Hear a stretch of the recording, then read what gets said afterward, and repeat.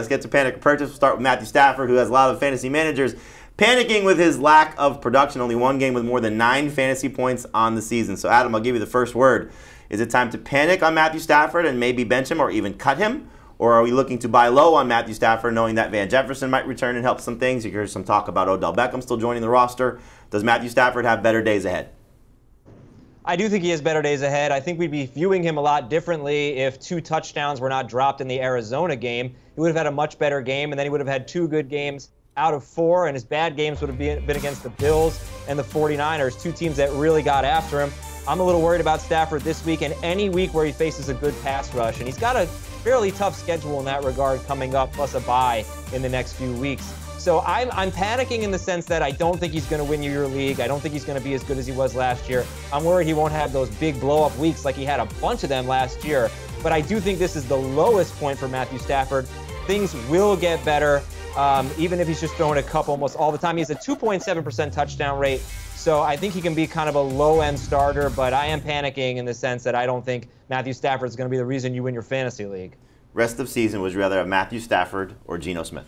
I would rather have Matthew Stafford still, but I'm kind of in the panic boat as well, because you look at that schedule, and Adam mentioned it. If you want to start him against the Cowboys this week, you probably don't feel good about it. Maybe you could start him next week against Carolina, then it's bye, and then it's the 49ers again. So I think it's a good chance that he's going to end up on the waiver wire in a lot of leagues. And again, depending on how things go, you could get some late season production if they change their receiving core, whether it's Van Jefferson coming back or, again, the addition of Odell Beckham. But right now it's going to be tough, and if God forbid he loses Cooper Kupp, forget about it, because then it would be hands-off Allen Robinson, one of the bigger disappointments for the Rams and for fantasy managers this season. James Conner's next on our list here, and he's been a tough running back to trust. He's already missed some time with an injury. We got the scenario last week where Cliff Kingsbury said they're going to get him more involved, and while they did a little bit, it just hasn't been good production right now. So is James Conner in the panic side or the purchase side?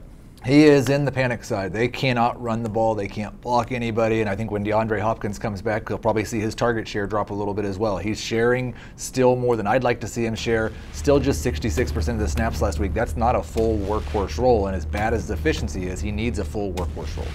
So Adam, Heath alluded to this, DeAndre Hopkins coming back. I don't know if that's going to solve this offense, but I'm sure it will help.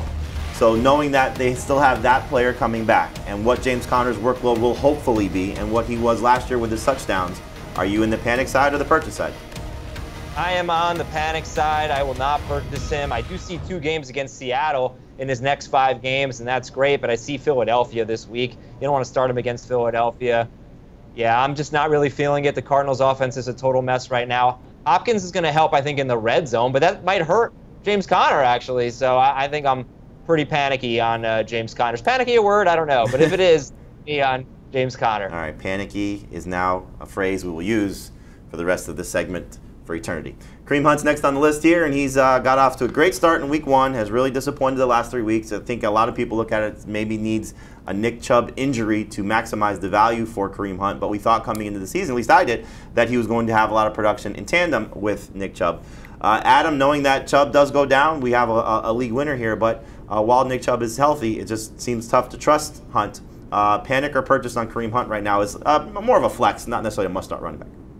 Yeah, I think as long as you have measured expectations for him as a flex, he's gotten you about 8-ish PPR fantasy points each of the last 3 weeks, and he can get you 70 or so total yards on a fairly consistent basis, maybe more like 65. But here's the thing. He's averaging 14.3 touches per game right now, and he's struggling. Last year in the first 5 games of the season before Nick Chubb got hurt, he averaged 14.4 touches per game, the same amount of touches basically, and he was a top 7 running back because he was scoring a bunch of touchdowns. I actually think there are some positives here. He's still 4.3 yards per carry. He's been pretty consistent there. It's not like he's struggling from an efficiency standpoint as James Conner. I think he can get even better than that from yards per carry. He gets you 2-3 catches a game. He'll work in at the goal line sometimes. Remember, he got stuffed at the goal line a couple times a few weeks ago. He's got a decent floor for a flex.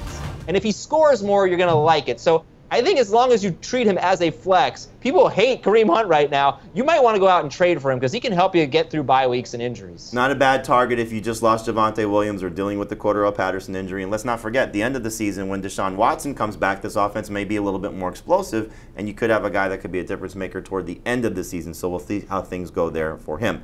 Let's go down to the next guy, Keith, and that's Terry McLaurin, who is another guy that's been very frustrating. We've seen a lot of targets spread elsewhere with Curtis Samuel's emergence, Jahan Dotson, Logan Thomas, the running backs, but now there's a guy that's eliminated, at least for the time being, in Jahan Dotson dealing with that hamstring injury.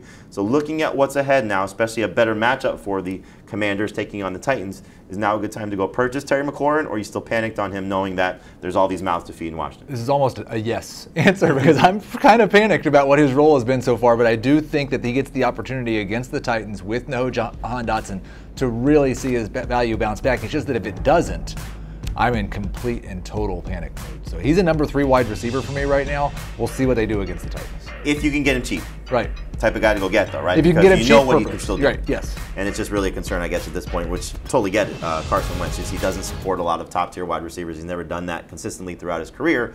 So we'll see if McLaurin can get back into the consistent number 2 wide receiver range. So 3 receiver leagues are starting him, 2 receiver leagues he's still on the cusp, but we'll see with Dotson out of the way what that means. Juju Smith-Schuster was someone we had some expectations to maybe become a fantasy starter, Adam, but he's been living in kind of that number 3 receiver range, mostly because of the lack of touchdowns. He's had a couple of good games in terms of targets and receptions. He's just not finding the end zone. So, again, looking at what Patrick Mahomes is doing and throwing the ball to everybody, are we ever going to get to a point where Juju is a consistent fantasy starter, or is it time to just panic on him altogether and say, I'm not starting him until further notice? I think he kind of is what he is.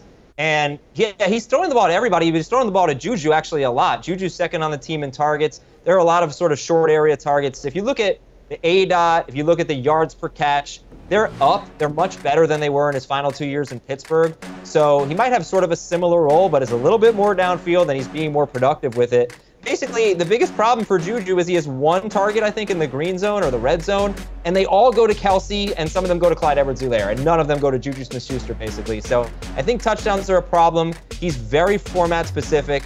In a full PPR league, he's a borderline 2-3 wide receiver. In a half PPR league, he's a number 3. In a non-PPR league, he's a 3-4 maybe.